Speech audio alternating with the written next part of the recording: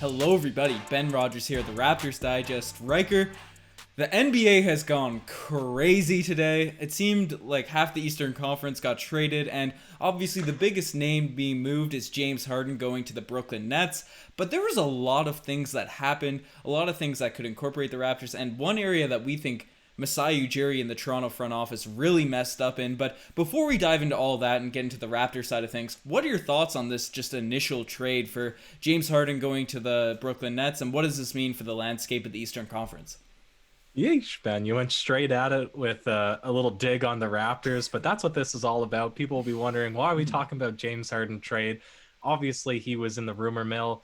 It was rumored Boston, it was rumored Toronto, it was rumored Philadelphia, but the original, the very, fixture of this whole trade situation way before offseason was James Harden to the Nets to reunite with Kevin Durant. So that makes sense. But there was some fun parts. I think Indiana improves because Oladipo is off to not a good season, I would say, with the Pacers. And yet overall as a team, you have Sabonis like emerging on the scene. You have Brogdon having a good year. Oladipo was okay though. He wasn't as bad as he was He the was past like 12, two 14 injury points years. per game. I don't know the exact stats, I but thought he was up to 20. I don't have the stats in front of me either, but then I must have the two box scores that I've looked at for their games must have been the two that he hit 12. I thought he was off to a mediocre. To me, it makes sense to bring in LeVert. Likewise, it makes sense for Houston to pair up Oladipo, who's a natural too, with John Wall, and to get rid of that sort of locker room disaster that is James Harden. And but the one that we're concerned about, or the one that we're frustrated with, Ben, is obviously one of the better, I would say, and not just stylistically with his huge afro, but one of the better centers of the NBA in Jarrett Allen and Taurean Prince, a serviceable power forward. They were given away for basically nothing to the Cavs, Ben. yeah, that's the big thing involving the Raptors. We think the Raptors probably could have slid into that area, but before we sort of debate into that, it's probably this trade definitely mixes up the landscape of the Eastern Conference. You brought up James Harden obviously going to the Nets, forming that big three or maybe big two if Kyrie Irving inevitably retires. There's rumors he might sit out the entire regular season. So did you see that Stephen A take? I saw the headline of it. I didn't watch the actual video.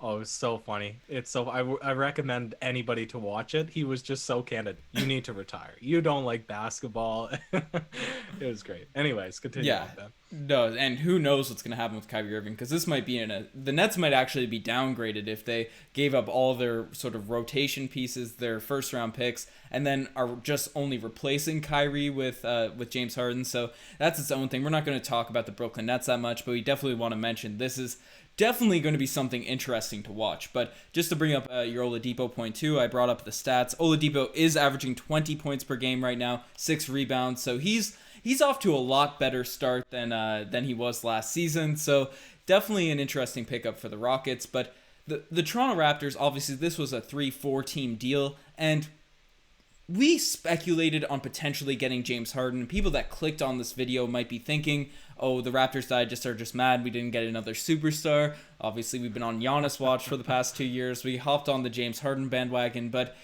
Raptors didn't pick up a superstar. Obviously, that's a major help in trying to win an NBA championship, and we always want to pick up those guys. But with Siakam's resurgence, it's fine. We're not heartbroken. We're not shook. We knew it was unlikely in the first place to get him. It is what it is. But the Cleveland Cavaliers, the Pacers, snuck into these little deals that really, I think, would have been valuable for the Toronto Raptors. And you brought up the name Jarrett Allen.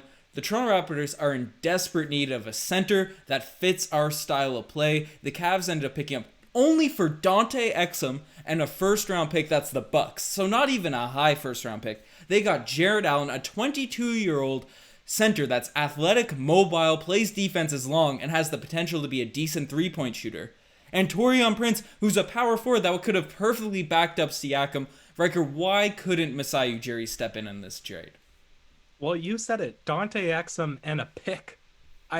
You could basically put Stanley Johnson up for trade and it would almost have more value than Dante Exum over the past couple of years in his career. I'm not sure what, and people have been flaming Masai Ujiri recently. I think a lot of people have been reserving their negativity towards all things Pascal Siakam, all things Nick Nurse, all things Masai Ujiri. But, I've really let into him a little bit to say, hey, you let a big one slip with not signing Christian Wood, who was, we both saw it, he was a big fish in the pond. You let a massive one, maybe it's going to be detrimental to this entire season, and not giving Serge Ibaka more money on a one-year deal just to preserve at least a placeholding spot in the Eastern Conference playoffs. Now the Raptors, were saying in our last podcast, should they tank? Like, is that where we're at in this season? So Masai Ujiri, he's yet again, and now people are getting onto this train, bashing him a little bit. Did he really miss an opportunity to get, like you said, in the Raptors, they're struggling with their front court. Aaron Baines isn't cutting it. Alex Len isn't cutting it. To get back Jared Allen, who's fantastic this season and last season, and Taurean Prince, who, really, besides Boucher, we have no power forwards on the team. So Siakam, obviously, but he's whatever he is. So this would have been an opportunity that realistically you could have put Terrence Davis on the block, maybe Norman Powell on the block. I don't know, Ben. I think that this was definitely a missed shot by Masai. Yeah, no, 1,000%. And you look at the pieces. You brought up the package the Cleveland Cavaliers had to bring up. Dante Exum's a guy that had a lot of potential maybe 5 years ago, has had injuries and has shown nothing really in the NBA. Had some moments. I'm not really sure what he's doing this season, but still, Dante Exum's not a guy with a lot of high trade value. The Milwaukee Bucks likely going to be a first-round draft pick that's in the late 20s, like one of those classic Raptors picks. So even though it's still a first, not much value really there. So I look at guys like Terrence Davis, one of those small shooting guards that Nick Nurse loved to flame a couple of weeks ago, where he was saying he doesn't want to throw out another short shooting guard. Those guys still have a lot of talent, a lot of value. A Matt Thomas, a Terrence Davis, clear up the glut we have at that position, and then make a team that makes a lot of sense. And we jokingly brought up, a lot of people are talking about Cade Cunningham being the Raptors should tank for him, and our roster, I think, is too good to end up, even if we tried, tanking, right? I don't think we'd get to a point where we'd really be in the running for a top 5, top 7 pick. Now, with that being said, we are the last seed right now, and we're trying to be good, so who knows what could happen if Masai... Just keep giving it to Pascal Siakam to shoot that final shot, Ben, and I think our fate is sealed to be one of the forerunners for getting that top pick. I trust Siakam and bounce back. He had some clutch moments last year. This guy hit a game winner to win an NBA Finals, essentially. So no Siakam hate, no anti-clutch, but definitely those last 2 possessions were tough to see. But the Toronto Raptors, I don't think we're in a place, obviously we should be tanking. We should still be trying to win all out this season, keep that culture going. But if you look at one of those guys, that would have been a perfect fit to make a move right there. Jared Allen, obviously we're not going to speculate on stuff that's in the past, and I know there's the Birdman hand memes going around of Masai Ujiri looking that glut at the center position for the Cleveland Cavaliers right now, with Andre Drummond, Jared Allen there, who I don't think they'll move on from now, and JaVale McGee, Larry Nance, so maybe one of those guys we could target. But Brian Windhorst came out, and we were actually thinking about making a pod on it ourselves before this madness happened, saying that the Toronto Raptors still think we're good. We're obviously not tanking, but I think all Raptors fans know that. But they are in the running. League executives have said the Raptors have been active, and they think they could potentially make a trade. So I'm really surprised this hasn't happened. And now with Depot off the table, with the dreams of Harden off the table, with a couple centers out of line, where do you think we go from here, Riker? And, it's funny that you bring up that point on now that the Cleveland Cavaliers are overburdened with centers, and I'm trying to pull up the name because I was just having a conversation with somebody in our IG DMs about potentially making a trade for Andre Drummond, and I voice my concerns about this guy all the time. Drummond, I think, is the most empty stat getter in the NBA. He puts up a hollow 20 and 12 on the regular. I can't remember who it. I think it was this guy here. I'm just reading through the DMs. Yeah, he said, I think we need Drummond. Yeah, I think we were talking about C. Donovan photo. There you go. That's the shout out right there. But Ben, I think something needs to be done, because let's face it. If the Raptors aren't trying to tank, that means they're trying to make the playoffs. You don't want to be 9th seed. That provides zero value to the franchise, especially when you've already locked into contract long-term Fred VanVleet, OG Anunoby, Siakam, who we're expecting to be the cores. So if having those guys is a losing formula, that just proves you need to bring in another piece. You need to make another move. So you either want to tank for a pick or you want to put yourself in a position to win. And that's going to have to come from that 4 and that 5 spot. And maybe Drummond is a guy that we could look at. I don't know who would be in a package deal, Ben, but I think we're not looking for moves to bring in a new 2. We're not looking for moves to bring in a new 1. We have Malachi, we have VanVleet, we have Lowry. Unless You don't Bradley want Beal is another part of the equation. small shooting guard, Riker? You don't think that would appease Nick Nurse? That would make him excited? Let's trade Pascal Siakam for 2 6-footers. Let's just absolutely completely unpackage this idea of the smallest lineups that you could possibly present in the NBA. Now, people are saying Bradley Beal. I've been vouching for him ever since. I don't think it's realistic. I think a trade for a center makes sense, but I don't know if we could get rid of Baines or Len in a trade situation. That's the only issue. Yeah, it's a tough situation. The Raptors, I think Norman Powell has a trade-friendly contract. Stanley Johnson's money has some potential there, but again, we'll see what happens. We'll see what's on the go with the Raptors. To bring up your Andre Drummond points, obviously you've had the Andre Drummond slander on fire since 2017, so you've been consistent with it. So if he came in, it'll be interesting to watch him night in, night out. The one thing about Andre Drummond is he's never been on a team with a lot of talent surrounding him. You can make an argument that maybe the Sexland backcourt, the Kevin Loves, the Cedi Osmans, if he was a true star center, an all-star guy, that team should be decent. Now, the Cavs did win a few games to start off this year, so we'll see what happens there. But maybe in a Toronto Raptors system, if he's used correctly, or at least plays to his strengths, maybe he could be a positive to a winning outcomes. I don't know if anyone can really be worse than Baines and Alex Len have been right now, so I think that could definitely be improvement if Andre Drummond's trade value is low, so definitely bring that up there. Ben, let me just say this though. I don't see much difference between Drummond and Greg Monroe, Jarrett Sullinger, Eric Moreland. Like, obviously he's a much better rebounder. He's a substantially better rebounder, and he's a good finisher in the lane. Like, he's definitely a better player than those guys, but style-wise, I see where you're coming from. Yeah, that's fair. And Moose was more of a score-first center, and he was useless for the rest, which was pretty interesting. But, like you said, I think something has to be done. Even if Drummond's trade value was low, and they're saying we're going to put a lot of emphasis now on Jared Allen coming in, we're going young, we're going mobile, we're trying to be athletic, we're trying to run the fast break. Are they going to, who are we going to trade in order to bring back one of their centers and unburden ourselves from Len, Baines? I would almost see you probably cut one of them in that type of situation, but you'd have to give up a couple of guards in order to get somebody like that back. And remember, too, he has a reasonably sized contract. So I don't know if Cleveland is sort of the trade partner that will fix the Raptors' woes, but I certainly think that, unless Masai Ujiri really is deserving of all this criticism, he's surely making some sort of move right now, Ben, wouldn't you think? Yeah, I think he's definitely cooking some stuff up, and with the rumblings, I think things are going on. Now, the point that I've seen a lot of, especially talking heads, Raptors, Twitter people, all that sort of stuff, the Raptors think they're a lot better than their record shows, and I think people that have watched this team closely would agree with that. Even though we've struggled closing games, the Raptors have apparently a point differential. I think Josh Lewenberg or Blake Murphy tweeted out the stat. I don't want to steal it without giving credit. I don't know which one specifically, but they're both good to Raptors Twitter follows. But the Toronto Raptors have point differential very similar to the Miami Heat right now. I think the Milwaukee Bucks, the Atlanta Hawks, who are about 500, a little bit above 500 teams. So point differential is usually a good indication, a good sort of tangential stat that goes along with wins, but unfortunately the Raptors just haven't been able to win these games early. It could be a case of like the Oklahoma City Thunder last year, where they had a lot of close games to start the season, but the point differential was close, and then they ended up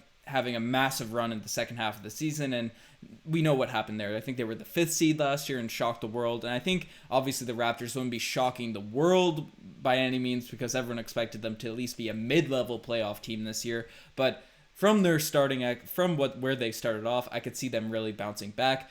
Do you think a trade is essential, though, to sort of switch things up? Or Masai Ujiri has been known, obviously, to make some crazy swing for the fences moves, whether it's the Kawhi Leonard deal, whether it's trading Rudy Gay, who was our star at the time, whether it's trading longtime Raptor lifer Jonas Valanciunas for an aging Gasol to win a championship. He has made those midseason trades, but he doesn't do them like your team, like the Pelicans or some random team would. I don't even know how many times the Pelicans have made trades, but Masai Ujiri's a little bit reserved with his movements there. So do you think the Raptors are fine if they don't make a deal, or do you think Masai Ujiri is just failing at his job this season if he doesn't make a move?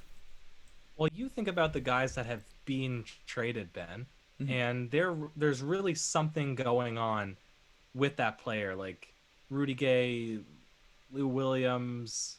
I don't think either of them got traded, though, did they? Rudy Gay was traded. Lou Williams, we just let go. So in theory, we just let go. Yep. DeMar DeRozan, there was so much hate on him by Raptors fandom, continually losing in the playoffs.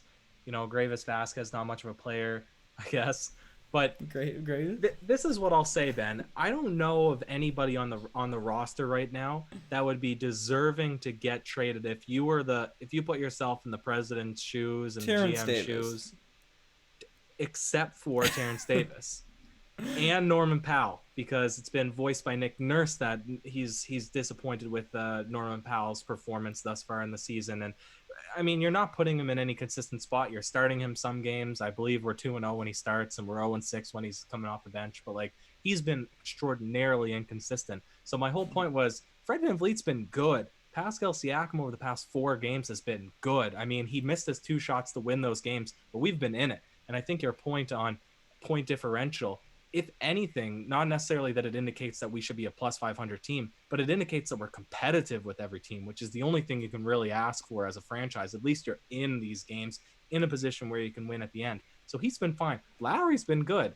I don't think our centers have any trade value to be able to put them on the block. It's really only Norm and Terrence Davis. And that's why I'm surprised that we weren't part of this 4-team deal, because I don't know why their name wouldn't have been put out there, and if they're only fighting against a package involving Dante Exum in a first, surely that would have won out. So that's what I think.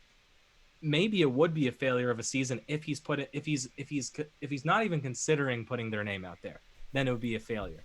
Maybe he is behind the scenes, he's just not making news of it, and there's nothing that he feels is good value back. I can understand that. That's fair. Maybe he knows more than we do. But if he's not even putting their name out there in negotiations, I would say that that's a fail, Ben. Riker, there's no way Masai Ujiri knows more about the inner workings of the Toronto Raptors front office and trade moves than us.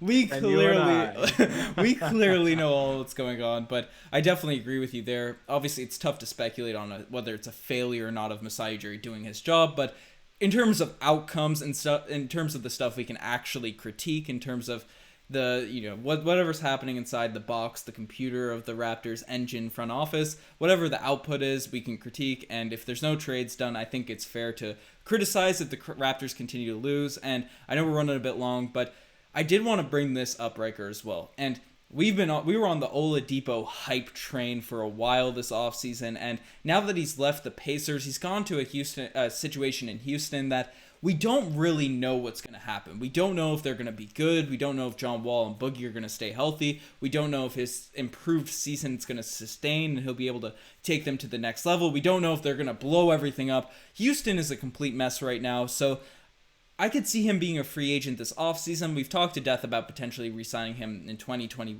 Not re-signing him, signing him in 2021. But do you think there was a world where we could have potentially traded for Victor Oladipo? Because Karis LeVert, I know he's a young guy and has the potential. He scored, I think he dropped 50 on us in the playoffs, or just a monster game. But I feel like LeVert for Victor Oladipo is not an insane return for the Indiana Pacers. And we talked about the Fred VanVleet for Depot sign-in trade. That was a bit messy. Both you and I didn't really want that to happen. But you mentioned Norm, you mentioned Terrence Davis, 2 young guys, explosive wings, guys that would probably fit in well with the Pacers. Do you think that could have outmatched, maybe paired with a pick, outmatched that Pacers, the Karis LeVert deal, especially with Karis LeVert's injury history? Or do you think we didn't really have a deal that can compete with LeVert that we would have realistically done? Say that again. So what would have been the competitive deal? LeVert. That's it. No, for Oh, who? Terrence Davis, Norman Powell, and a pick. No, that wouldn't have competed. Not with Oladipo. Well, it's LeVert. So if we received Oladipo. We receive Oladipo. Oh, and Yeah. they've traded LeVert for Oladipo. Yeah, I exactly. get it. So Indiana receives, and then the Toronto Raptors Yep. receive Oladipo. Yep. And we're not giving up Fred VanVleet. Because we were of the camp that Fred VanVleet sign and trade and then go for Oladipo would have been the deal that would have made it work. I'm happy now that we didn't do that.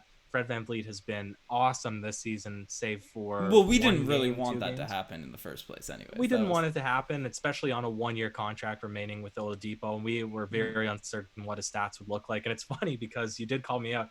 The 2 games that I looked at the box score, he had bad games, but he is averaging 20 on 36% from 3, 47, 42% from the field. Like pretty good stats, I would say. How many? 4 assists. So pretty good from your 2 guard. I don't know though. Would Norm and Terrence Davis do it?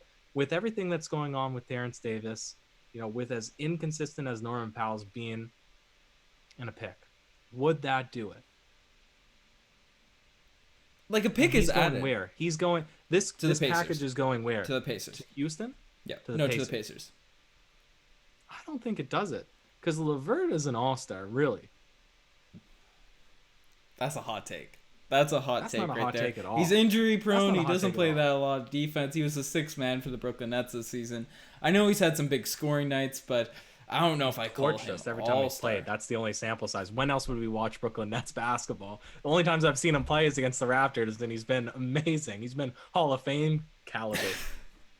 Yeah, we did see him live. We saw him sort of shake us up, but I don't know. I think it's something we could talk about. We could debate forever. We're pretty late into this podcast, so let us know what you guys think. Let us know in the comment section below. Do you think the Raptors should make a move? Do you think Masai Ujiri messed up by not trading for Allen, Depot, anyone really inside of this probably 40-person trade? And yeah, leave a comment below. Check out the Twitter, the Instagram, all that cool stuff. Twitter's back up and running. Got a lot of fire tweets cooking there. The Instagram's popping, Instagram Reels, got DMs being sent out to everyone, got the TikTok dances going.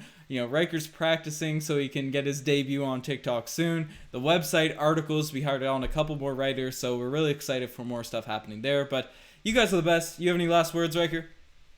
That's it, Ben. I thought we were getting 10 picks and Kevin Durant coming our way when I saw the news break that there was a blockbuster trade, but another day. Another day. Cheers. Soon. Cheers.